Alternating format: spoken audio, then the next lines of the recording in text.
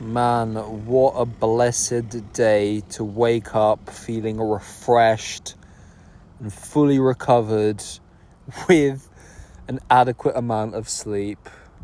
If you watch my previous videos, you'll know how badly I needed it.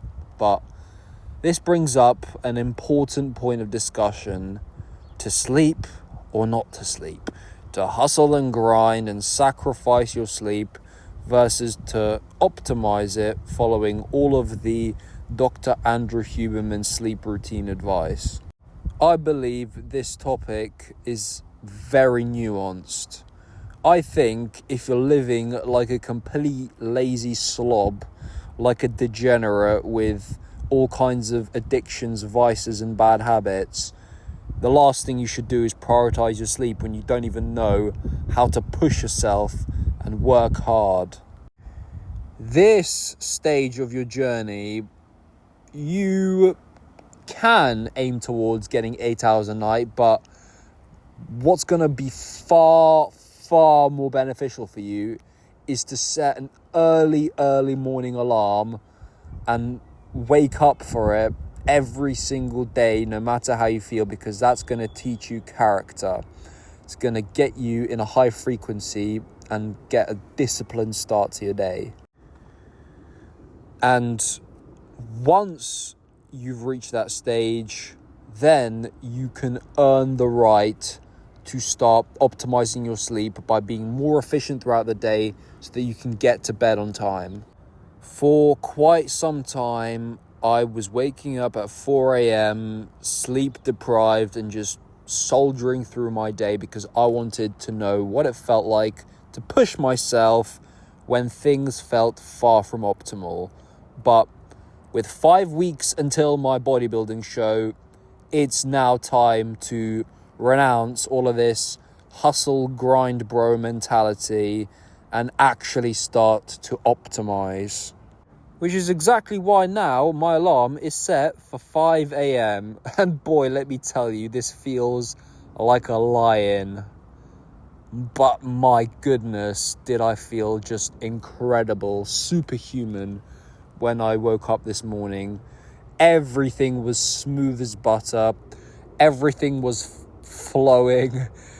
And the morning routine just took everything and put it on a rocket ship. And how much more aesthetic does it look doing the horse stance, not in the blackness of pre-dawn, but in the crisp, fresh morning light just after sunrise. But honestly, after all of this repetition of waking up at 4 a.m, I probably only need the 5 a.m. alarm as the last resort because my body's used to waking up at the time, so it's probably naturally gonna make me rise between 4 and 5 anyway. However, the alarm is just the last resort so that I don't miss anything. Boy, now it's time for one of the most high frequency gym sessions that I've had in a while. First things first, because it's, early morning, one of the first things I'm doing of the day, meaning I can put in the most intensity and focus that I'm capable of. And I haven't done one of these in about 1.5 weeks, but let me tell you, it feels like years, because this is the only way to do things. First thing in the morning, man. And you can see by my face just how much effort I'm able to put into every rep after feeling so recovered.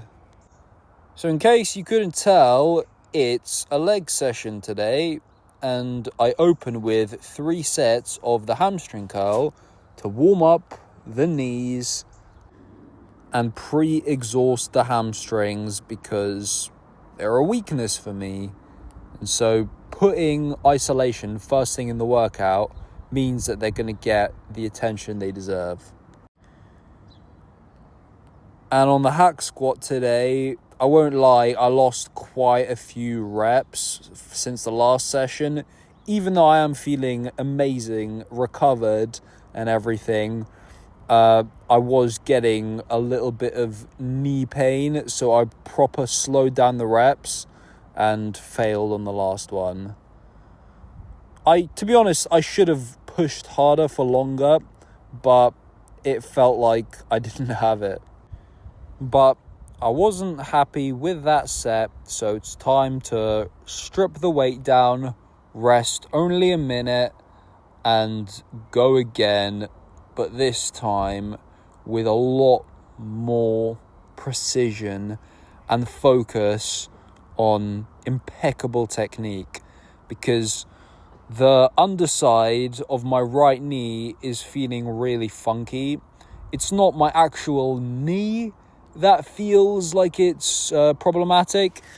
It's like the tibia or something. It's part of the bone that sits just beneath the knee towards the proper outside portion of my leg. It doesn't matter. It's irrelevant. At the end of the day, I'm very lean. There is no cushioning around my joints, and I'm walking all day, so everything's just a little more fragile. Nonetheless, it's fine if I just lift with better form. Now it's time for you to enjoy my obscene grunting.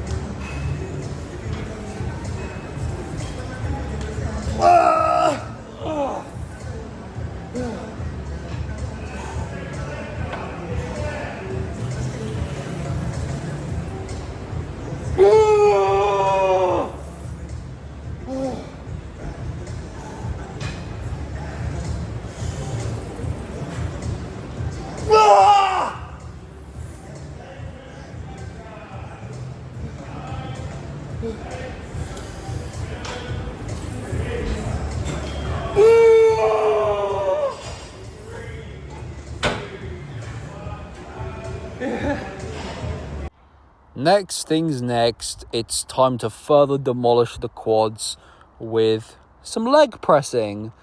And I already mentioned this last week, but normally I would never do 2 machine exercises like this back to back.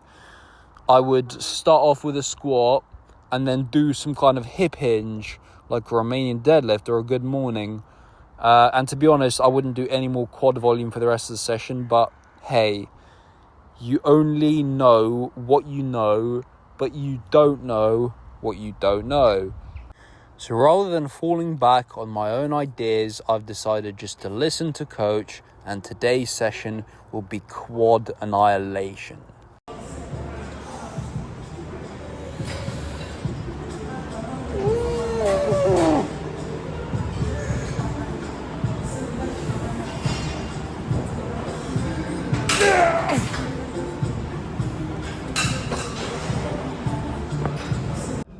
After 2 sets on the hack squat and 3 sets on the leg press, it's fair to say my quads are already pretty cooked, but this is just to finish them off and leave absolutely nothing in the tank.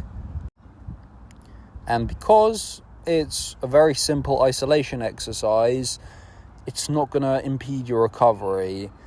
This machine is incredible. You can get such a deep stretch at the bottom, literally to the point where if there wasn't the pad, you'd be able to touch your heel on your arse. But now it's a very, very simple protocol. Literally 1 leg at a time, just go back and forth for 2 sets. Now, don't get me wrong, the psychotic lunatic in me is very tempted to use this machine to crank out some forced eccentrics, some extra beyond failure reps at the end, using my other leg as assistance. But at this point of my prep, it's really good to keep the fatigue as low as possible, which I definitely didn't do last week. So it's time to rectify that mistake immediately. After this, you know how it goes. We don't skip ab isolation. We don't rely on low body fat to develop our abs and make them pop. No. We attack. We take a proactive approach, and we make sure that the core is looking sliced and diced, even at a slightly higher body fat percentage when it's time to bulk again. What better way to do that than with this decline sit-up, which, as you can see, I'm doing on the glute ham raise. Very simply put, when there's nothing to fall back on, when there's no decline bench to be able to rest your back on at the bottom of each rep, you're forced to engage your core just a lot more aggressively, because if you fail at the bottom, man, there's nothing to save you. You better freaking get back up again, man. And the weight is behind me. Simply put, due to leverages. If the weight was in front of me, I'd be able to use a lot of cheat, a lot of momentum to horse my way back to the top, which I see people doing. I see people doing sit-ups, holding the weight overhead, and I can't help but think, man, that makes it so much easier. But this is the first superset of the day. You know me, Matt and his monkey mind, he loves to superset. But in this case, it's coach approved because the machines are right next to each other and they are completely non-systemically fatiguing. They're both isolation exercises that don't involve any of the same muscles, meaning for a superset, it's exactly what you want. And it's time to make the booty pop. I used to use a lot heavier weight on this machine, but I realised just how sloppy my form was after stripping it back a little bit and really focusing on lowering it slowly, holding tension throughout the entire rep. And yes, the range of motion is not incredible. I'm not spreading my legs for daddy wide as hell. No. Especially at the end of the reps, I physically can't do it all the way, but it's okay to do a little bit of pulses when you physically can't do any more full reps. It's just extra destruction for the gluteus maximus. Now it's time for the most exciting superset that you'll ever do in training, beginning with the standing calf raise. Man, I was so hyped to do this lift. Said absolutely no one ever. I know I said the exact same thing last week, but it's true. This can be the most boring lift in existence, which is why we always skip it, which is why everyone complains about their bad calf genetics despite never ever training them consistently. You don't have bad genetics, bro. You just skip calves. It's okay. Most of us skip calves for years. Now we have to play catch up. But hey, there's a certain way to do this exercise where you can feel the burn, feel the intensity, and get some of that fiery passion back into the reps. And this is exactly how I did it today. I focus not on doing lengthened partials at the bottom, but as coach suggested, to push all the way through my big toes and get a proper squeeze at the top. And spoiler alert, that actually felt incredible. My calves were wobbling like jelly by the end of it, and I can tell that I've done some deep muscular damage. because not everything is black and white. Not everything is Lengthen partials, heavy stretch only. You know, there's that study that talks about, they found that lengthened partials for calves works. But, man, let me say that there's quite a few variables that they probably didn't account for, which is that the group that did those lengthened partials probably lifted significantly heavier weight and actually went hard. Whereas when you tell a group of untrained dweebs to go all the way, they're never ever going to push with intensity, are they? But as promised, this is a superset. And what better muscle to superset with calves than neck? The very, very bottom of the body versus the very, very top of the body. Absolutely beautiful combination, seeing as there's literally zero overlap, and while one is being trained, the other can rest, simply because there is absolutely no fatigue. You can do them back and forth, back and forth, back and forth without any rest and get it done quickly, because you're not going to do a quadruple drop set of calves anyway, right? You're going to rest at least 30 seconds in between, so you might as well just crank out some neck curls, because you don't want a freaking pencil neck. There's no more feeble, weak look in a man than when his jaw is significantly more outwards protruding than the neck. So I do 4 sets, back and forth, calves and neck. And then it's time to finish off the workout by just annihilating the abs even further. At this point, the heavy movement has been done. The abs are pre-fatigued. Now's the perfect time for this cable crunch, because I don't really like this exercise, I'll be honest with you. I think the strength curve can feel a little funky. The setup can be awkward, because when your abs are strong enough, you're gonna feel like you're always being lifted up, which is exactly why you should do your best to pre-fatigue your abs and then only use lightweight on this exercise, which is exactly why I do my first heavy set, then drop the weight immediately to do a drop set and just demolish my abs beyond completion. You might be wondering, Matt, if you say you don't like this exercise, why are you doing it, you idiot? Well, you have a good point. I believe that for the most part, you should have exercises you enjoy in your routine so that you're excited to come in and hit with intensity.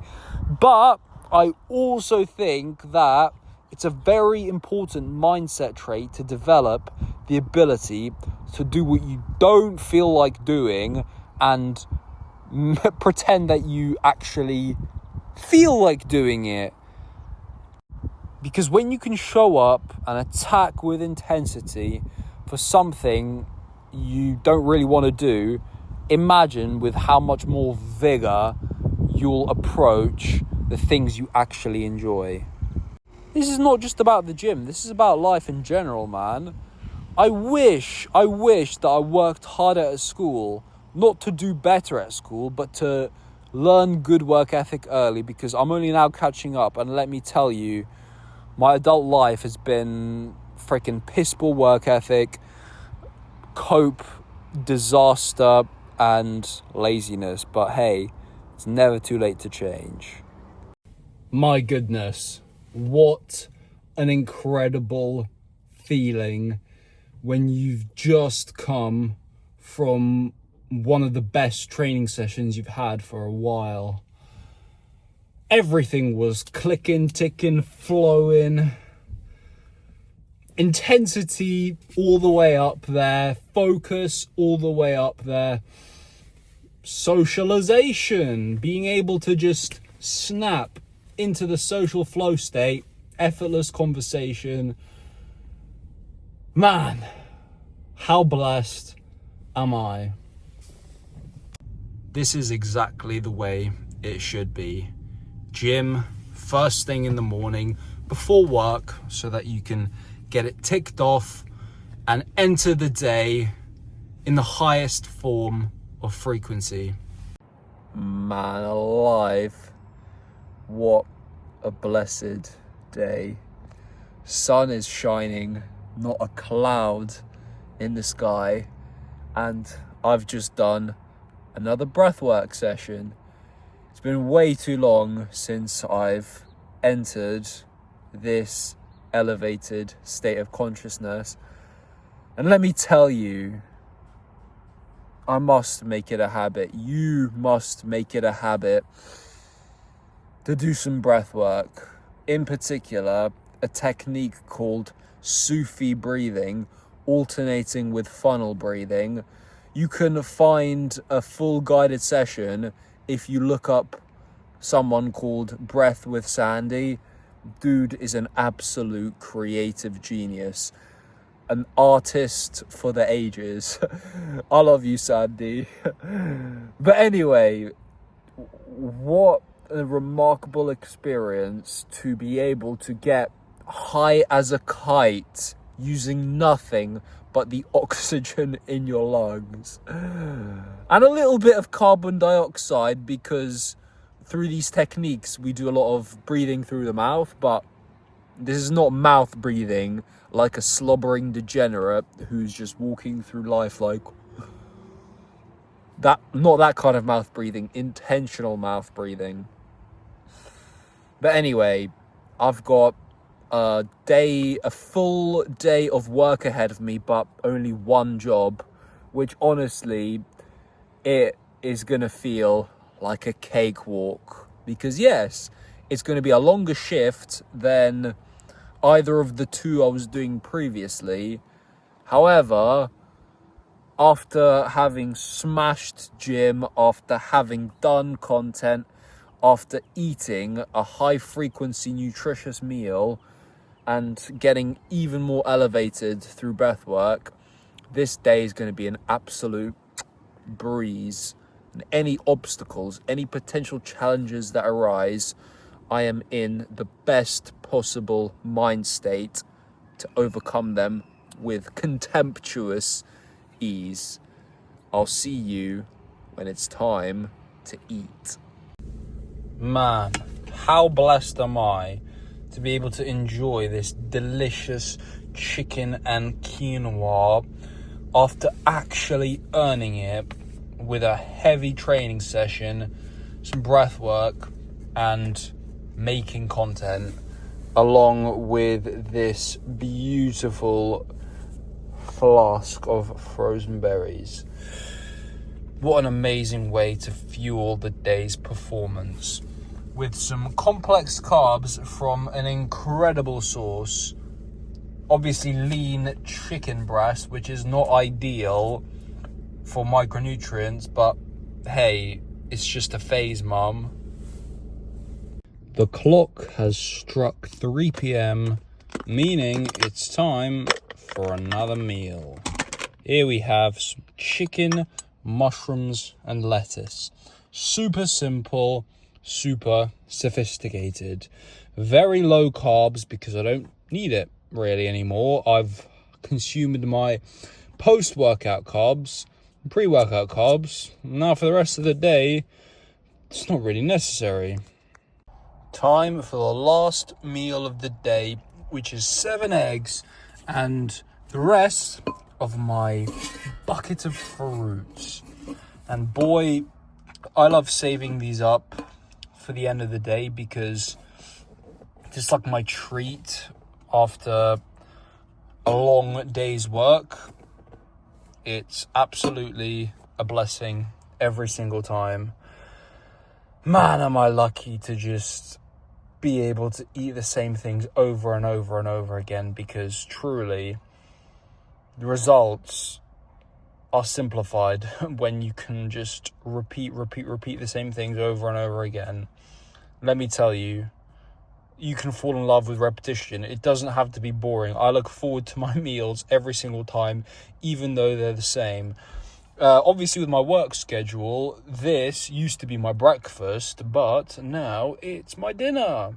Bada bing, bada bow. We are good to go. Let's feast. Wow, what a day. So unremarkable and yet so deeply fulfilling, peaceful and joyful. What a little fool I've been last week, thinking that hustling more would be the answer. There's a time and a place to go balls deep on the grind, but like I keep saying, you must know what season of life that you're in right now and prioritize everything towards that one goal. Go all in. Don't let failure stop you. Get back up, dust yourself off. Don't let one slip up become a landslide. Remember, brother, when you can't raise the ceiling, raise the floor, because on those days where you can actually raise the ceiling, you'll be an unstoppable unit of pure, raw, untamed power. I'll see you tomorrow.